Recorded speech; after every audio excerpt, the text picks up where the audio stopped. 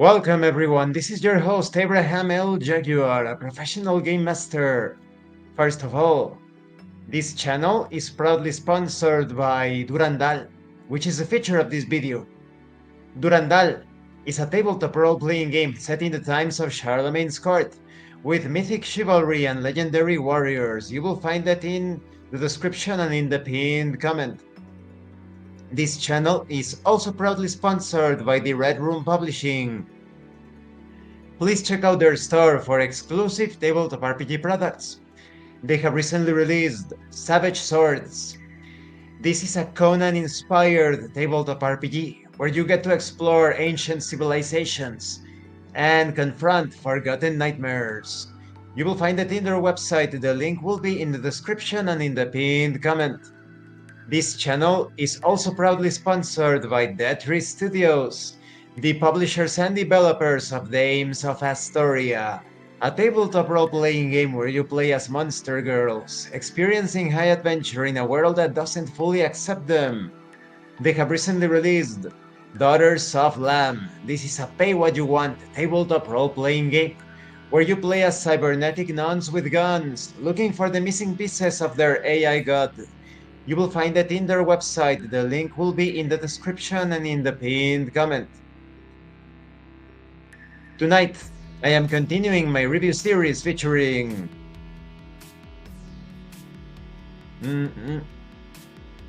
There we go. It's Durandal, of course, as I have mentioned. Getting a bit ahead of myself. So yes, Durandal, the Mythic Chivalry RPG that has some storytelling elements as well.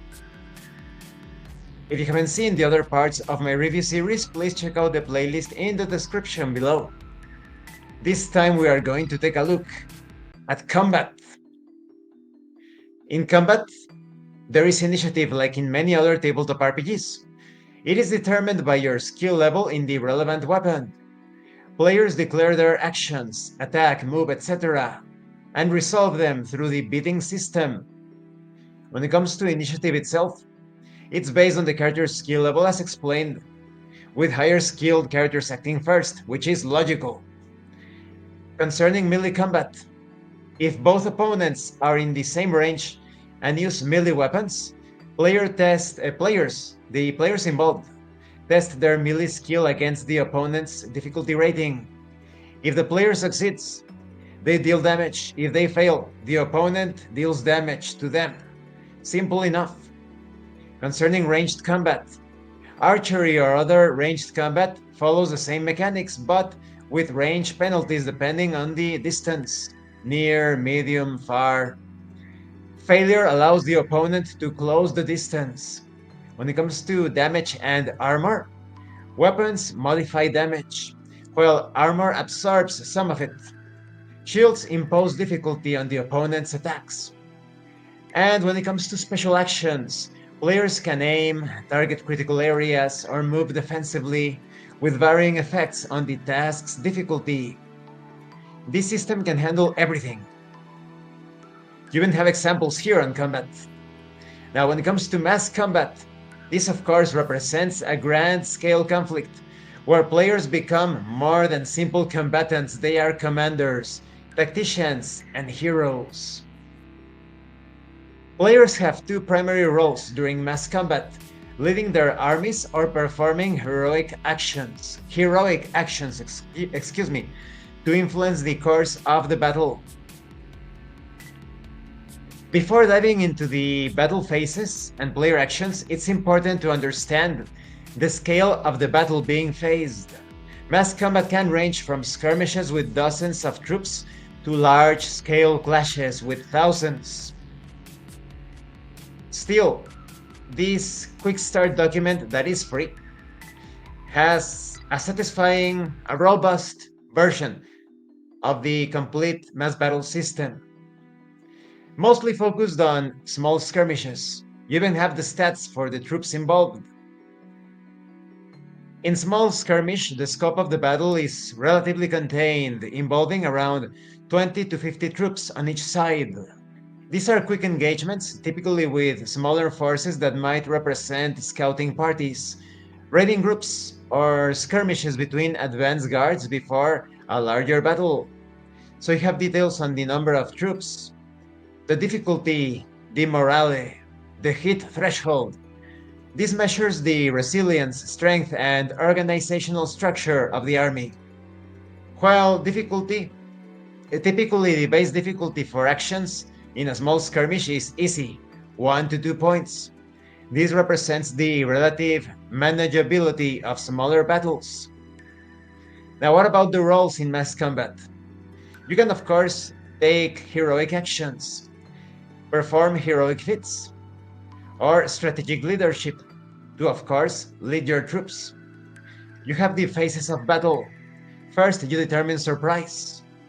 Then there is deployment, then maneuver, and then combat happens. And of course, after all of that, you have the aftermath. The battle is assessed. If no decisive victory is reached, the combat returns to the maneuver phase. Everything is pretty self-explanatory. Concerning morale and hit threshold, as hinted at earlier, as the battle rages on, each army's morale and hit threshold will be constantly affected. In the case of morale, of course, it represents the will and fighting spirit of the troops. When morale drops too low, units are more likely to flee or surrender. And I have already explained hit threshold. The result of each player's actions influences the ebb and flow of the battle. Based on the player's effort against the battle's difficulty, the outcomes are as follows.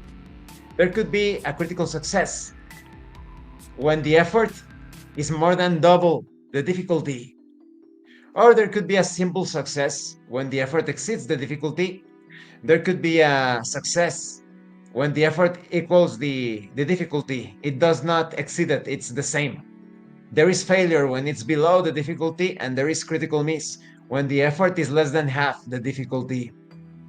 Heroic actions allow players to turn the tide of battle by taking extraordinary risks or making morally complex decisions. This covers everything from melee to dueling an enemy champion, holding the line, archery, providing cover fire, athletics. You can attempt anything. Everything that you can visualize in a battle, that you could experience in a real fight, it is handled easily through this system. And this concludes this part of the review. In the next part, we are going to talk about sorcery and miracles. What I like about Durandal is the simplicity. You have this simple bidding system, and of course, context is also very important. You focus completely on describing your actions, and then those actions will be resolved based on the context and the bidding mechanic. Thank you for watching this part of the review series. Don't forget to leave a like, comment, and subscribe. And thank you so much to those of you that are going the extra mile to support the channel. If anyone else wishes to further support the channel, consider joining as a member using the super thanks button. You can also check out the information in the description and in the pinned comment.